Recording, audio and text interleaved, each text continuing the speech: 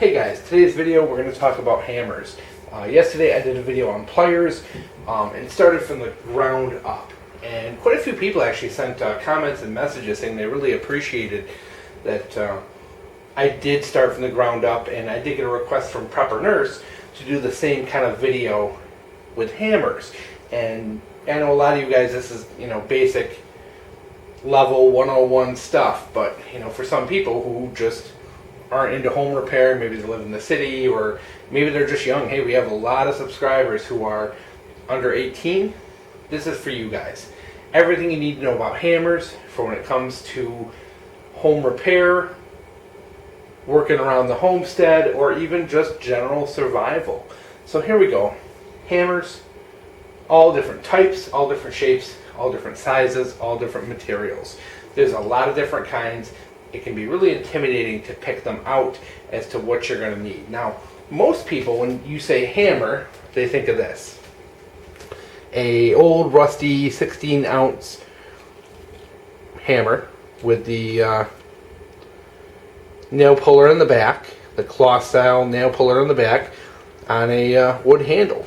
They think of this old rusty thing that's been hanging up in the garage for a lifetime or two. And this one here actually belonged to my grandfather. It's one of the only tools of his that I was able to salvage from the kind of grubbers who came around after he died looking for his stuff. So this is one of the few things I do have, and it's actually an oldie made in Ohio. I'm gonna clean it up eventually and get this thing back into working order, but I did kind of dig it out of storage just for this video. But that's what people imagine when they think of hammers.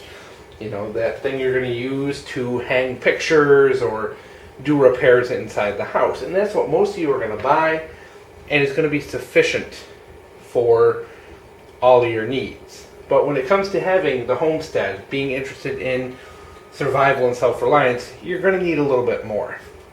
So we're going to start first with the mallet. We're going to start with the mallet because it's the biggest and it's going to take up the most space, and I like to get it out of the way, to be honest. This is one I made. Literally, this is a wooden dowel and a piece of tree branch. I actually cut down a piece of tree in the back and drilled a hole through it with like an auger bit, kind of wedged it and glued it, put a little leather on the front so it doesn't mar wood. This is something you're going to use when you're woodworking. The mallet in particular is used because a hammer will mar up the wood. So if you do have something with a nice finish, you don't want to ruin that finish. So if you're going to be pounding two pieces of wood together, making a woodworking joint or something like that, use your mallet. You use the leather end, and it lets you hammer on it without destroying the finish on your wood. People use them too for kind of delicate things. Maybe they don't want to ding up. But this one here is a homemade one. Cost me literally like 60 cents. I actually used a piece of wooden dowel for the handle. I've been using it for ages now. You can see I kind of sealed it with super glue and everything like that. But man, thing works great. 60 cents invested, maybe 10-15 minutes worth of work. But that's a kind of hammer. So we'll get that out of the way. And we'll get the next big one in here. We'll get the big ones out of the way first, just to get them out of the way. Sledgehammer or mini sledge. Now, your mini sledge is like this one right here. This is a 4-pounder on about a 16-inch wooden handle. These things are obviously meant for something a little more intensive. These are things that you're going to use to pound things into the ground. You might use it for demolition. If you're doing maybe some remodeling in your home, they're very handy because they are quite heavy and good at just breaking stuff up. Maybe you need to break up some rock. Who knows? They're that big heavy hammer. It's hardened steel. You can pound on these things all day. You can pound on rock. A lot of people use them for their wedges, for when they're splitting wood. A very common item. And of course the full-size ones go up to 8, 10, 12 pounds with full-size handles. I find that the little 4 or 5-pound mini sledge is a really good household tool, especially when it comes to doing outside work. Say maybe you're putting in a garden, you need to pound in some stakes into the ground or something like that.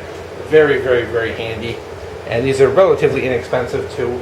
You can, to be honest, you can get one at Harbor Freight and it will last you a lifetime. There's really not much to them.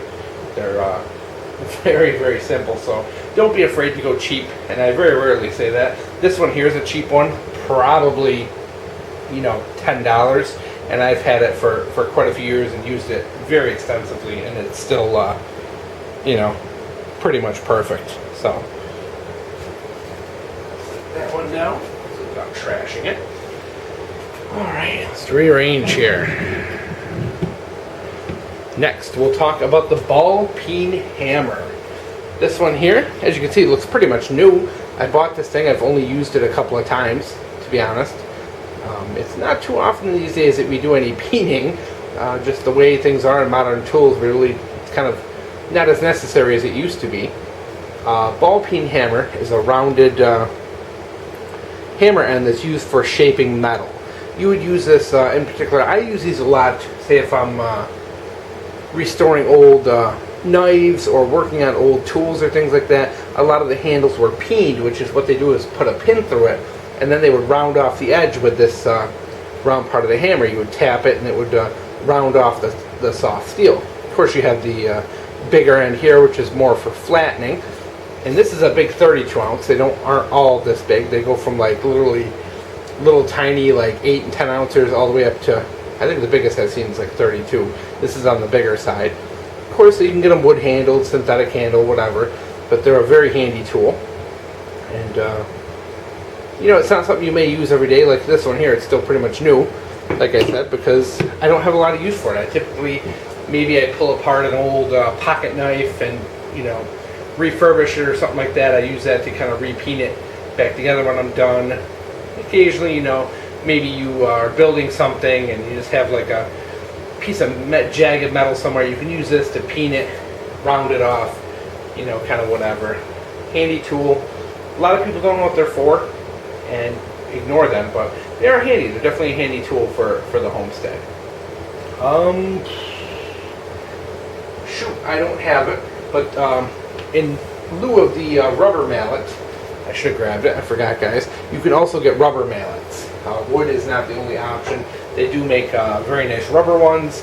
They have like non-marring surfaces and as well. So I apologize for not bringing that one down for you guys to see.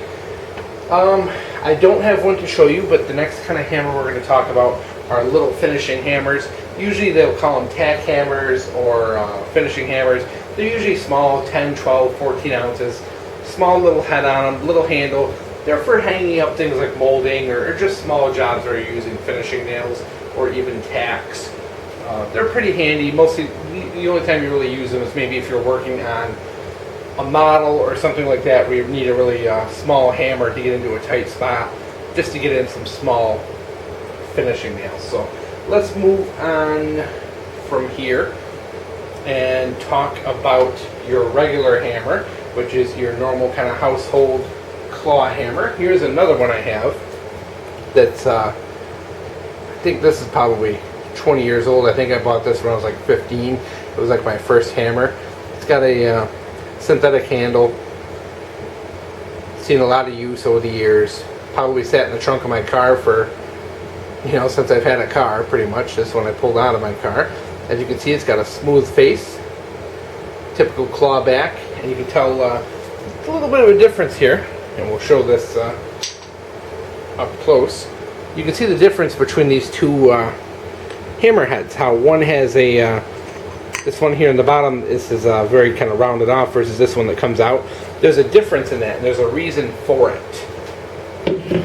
This one here is for removing nails.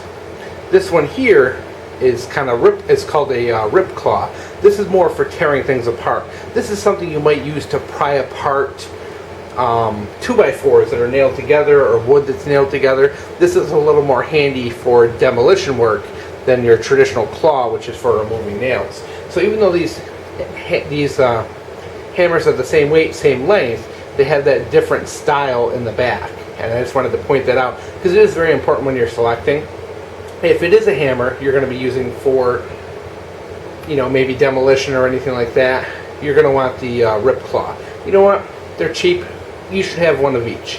One with that, one with this. Just know the difference. If there's a rip claw and then that regular claw, One's for removing nails, one's for kind of prying things apart. You can also remove nails with it, but you're just not going to have that amount of leverage because it's not as curved. So I did want to point that out. Alright, let's rearrange here a little bit. Get some of these guys out. We're going to bring in one more hammer and talk about framing hammers. Alright, so let's talk. These framing hammers, this one here on the left is an East Wing that I got for free. I was actually given. And like I told you before, guys, when it comes to tools, people will give you stuff for free. This was literally sitting around someone's garage. They decided they didn't want it anymore because it just looks old and beat up. They gave it to me. People will give you free tools, believe it or not. When people have old rusty things like this with a loose head, they'll give them to you. You know, don't be afraid to tell people that you're into tools, that you're into that kind of thing, because a surprising amount of people will give them to you. So this East Wing was free. Normally this is about a $30 hammer. And this Vaughn over here, which is really cool. I just got this today. Haven't even used it yet. Notice that. Made in the USA. Very cool. I picked this Vaughn up for literally $10. The local Sears had a clearance rack. And they told me that everything on the clearance rack was 50% off. Because they're looking to get rid of some of the store stock and stuff they're not going to be carrying anymore. And this Vaughn happened to be one of them. And these are normally like $40, $50 hammers, and they had it for $20, and then it was 50% off. So I literally got this for $10, which is an absolute steal. All right, back on track. Framing hammers are typically longer, heavier hammers, usually in that 20 to 24 ounce. You can see this one's a 23 ounce, and I think this East Wing is a 20 ounce maybe. They're heavier. These are more for the professionals, for the people who can handle the extra weight, who are going to need it for a long day of work. Now, the idea behind a hammer is that you're not choking up on them and tapping lightly. You're grabbing it by the very, very end and swinging the hammer, which creates a lot of force and drives the nail.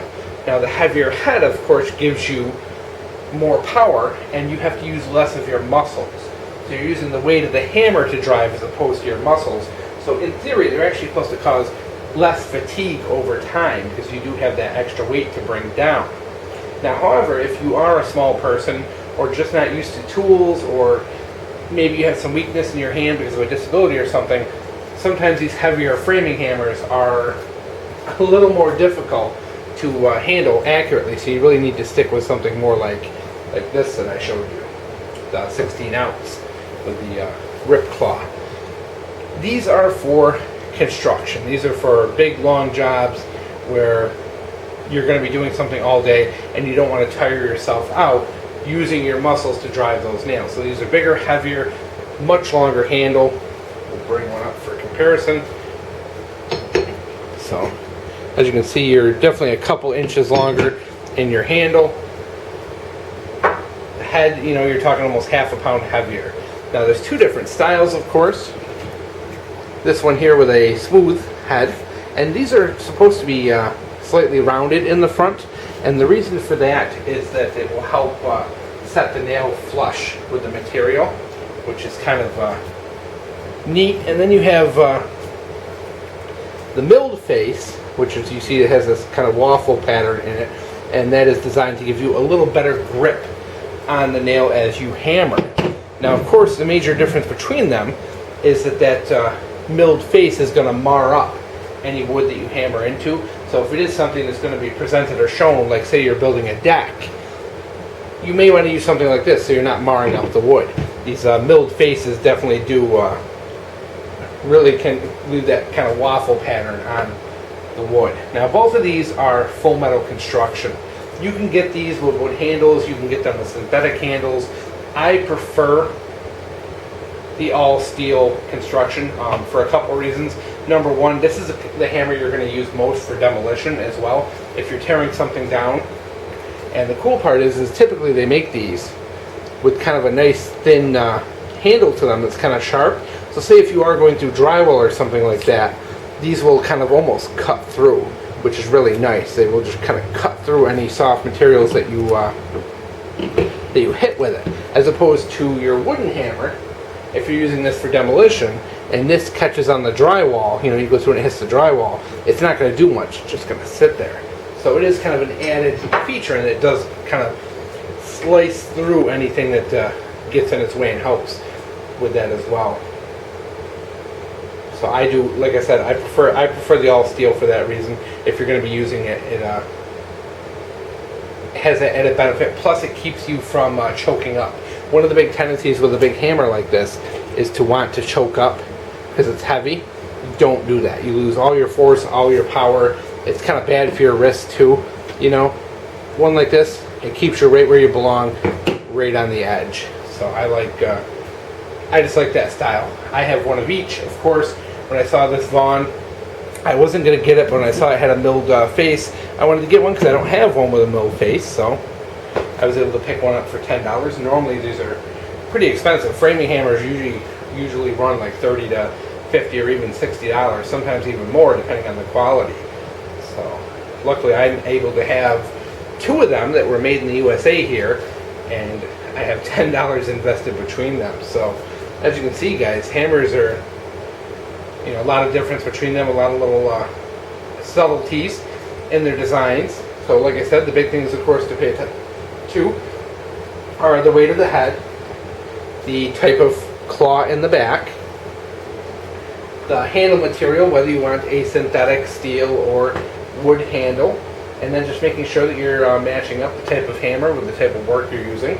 Of course, common sense says you're not going to drive nails with your wooden mallet because you're just going to split it, But at the same time, how often do I see people using a ball-peen to drive nails, Will it do it? Yes, it will do it, but it's not the right job for it. It's not going to work as good as the proper tool. So there you go, guys. Hammers from the ground up. Hope you enjoyed.